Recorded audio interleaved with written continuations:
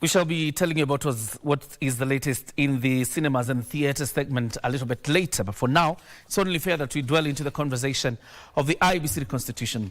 Augustus Muli, probably to so many people, I'm sure you've heard this name now for quite some time, because the debate around the reconstitution of the IEBC now has existed for some time, but it became even more wild about a month ago as Kenyans continued to press President William Ruto to ensure that the IEBC is reconstituted. And two names have figured, or rather have featured in this conversation: Augustus Muli and Dr. Koki Muli. They actually say almost the same name. But I have Augustus Muli here because this is the person who was nominated by the Azimio Party as a member of the IEBC selection panel. You're very much welcome. Thank you very much. This is a very sensitive matter, as you would imagine, the reconstitution of the IEBC in itself. Yes. Listening to a section of a political class in the country, they say you are to blame for why we have not reconstituted the IEBC. Are you to blame?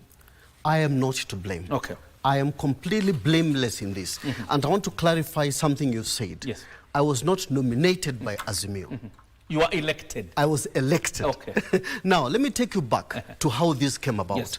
Remember, before NADCO talks, we had a selection panel, which was now finished, which was dissolved. Now, and NADCO talks gave birth to the IEBC 2024 Amendment Bill. Yes. Now, which expanded that selection panel. It created 2 extra spaces, 2 extra slots. Now, these slots were given to what we call Political Parties Liaison Committee, PPLC. Yes. Now, on the 23rd of July, the Registrar of Political Parties, the Office of the Registrar of Political Parties, issued a letter to the Political Parties Liaison Committee, which consists of 90 political parties in this country, all the registered parties. Now, that letter said that there will be an election from the PPLC to give 3 slots. Initially, there was 1 slot. Now, the NADCO talks and the IEBC 2024 Amendment Bill added 2 more slots. So, PPLC had 3 slots. So the letter from the ORPP said, we are going to have elections for the 3 slots. Now, those 3 slots would be divided as such. Number 1, a nominee from non-parliamentary political parties. 1. 2, a nominee from the majority coalition. In this case, Kenya Kwanza. Number 3, a nominee from minority coalition, which is Azimio. That election, for that election, each section had to send in the applications. So the ORPP conducted a nomination exercise, a vetting exercise. We sent in our names to be vetted according to those 3 categories that I've given. The non-parliamentary cluster sent in their nominees for vetting. Kenya Kwanza and Azimio. In Azimio, we were vetted 2 of us. You and Koki. Augustus Muli and Koki Muli. 2 of us. We were vetted by the Registrar of Political Parties. A whole panel vetted the 2 of us, looking at all the criteria that they wanted. And the criteria was very simple. They wanted a copy of Kenyan ID or passport, copy of your degree certificate, and a declaration from form for Chapter 6, and duly filled nomination form. We need to move this forward. Truth is, when the election came, you were elected. So the election was held on 26th of July, and I was elected. I was issued a certificate. I'm the only one who has this certificate from the Political Parties Liaison Committee, PPLC, from the IEBC, who oversaw the election, and from the Office of the Registrar of Political Parties, which is now the overseer of the PPLC. It knows which person is supposed to vie under which category. So I vied under minority coalition, and 16 parties elected me. Against Koki's? Against Koki's 7, who were 23 parties. Yes. And that's the end of it. And that's the end of it. That's the end of it. And I want us to talk about this because at some point then, after you have been validly declared as the elected person, Azimio through Junet Mohammed writes to PPLC and indeed the Office of the Registrar of Political Parties, and the question is on gender balance. When they realize that the persons that have been submitted to PPLC or the PPLC list does not meet the gender requirements. But that was very mischievous. There were only 3 men who were selected. Kenya Kwanza chose a man, Azimio chose a man, and non-parliamentary chose a man. 3 men. So why should you only choose one section to go and say, oh, now so we need a woman from this? If that was the case, they should have cancelled the entire election, and PPLC asked to do a fresh election. And now, this did not happen. This could not happen because we had clear guidelines from the Parliament, and Parliament, in issuing instructions, they said we do a competitive exercise. Now, when you ask people to vote, you must expect them to vote either men or women. In this case, they vote men. It's only in a nomination where now you can say, no, we're only going to reserve this slot for a woman. Yes, yes. But the requirements were that this process must be transparent and competitive. You tried using the internal dispute resolution mechanism that didn't work. Then you went to the political parties. It worked. It worked. How did it work? It worked in that we wrote to Azimio when they removed my name, and we told them, you cannot do that. You cannot transfer a win. Augustus Muli has won simply because he's a man and you want a woman. You cannot transfer that. It's like me now. I win and I say no. I don't want to go to Parliament. I'll instead send my wife. It cannot happen. You cannot transfer a win. So that's what Azimio was trying to do. So how did it rule in the internal dispute resolution mechanism? We went to PPD, to the political parties dispute. That is after you had exhausted the IDRM. Yes, we wrote to them. And it did not work. They did not want to listen to us. Okay. They did not want, the Azimio people did not want to listen to us. They did not want to listen. And it's only a few, I can say it's only a few elements in Azimio. We'll talk about the elements. But first of all, let's deal with the legal process. The legal process. So you went to the political parties disputes tribunal. And it clearly stated. And ruled in your favor. It said that Muli won in a free and fair election. It was supposed to be an election. An election was conducted free and fair, and Augustus Muli won. Give him his position. Then this matter became a subject in the court of law from the political parties disputes tribunal. While they agreed with you on several issues, one matter came out clearly. That Azimio was not a parliamentary party. So the National Liberal Party that you lead is not a parliamentary party. Is not recognized as a parliamentary party. Neither is Azimio recognized as a parliamentary party. So your election became moot, according to the judge. According to the judge, and which is now subject to an appeal. That interpretation is just out of this world. We have appealed against it, and we're waiting for that. But the requirements were very clear. We were to go in as Azimio or Kenya Kwanza or a category for non-parliamentary. And the only person, the only body or organ that was going to decide where you're going to be, where you're going to vie, is the Registrar of Political Parties, who is the custodian of all the information. Who recognizes Azimio as a party. A party, yes. So we are not going there as National Liberal Party. We are going there as Azimio cluster. And Azimio is a parliamentary party. They are members of parliament within Azimio. So we were equal. We were fine to be there. That's what the registrar said. So we went for a fair election in the right way, and we won. Tell me something. Because there have been accusations that Dr. Koki Muli, particularly in this suit, comes in as a Johnny come late or a person who was really not interested.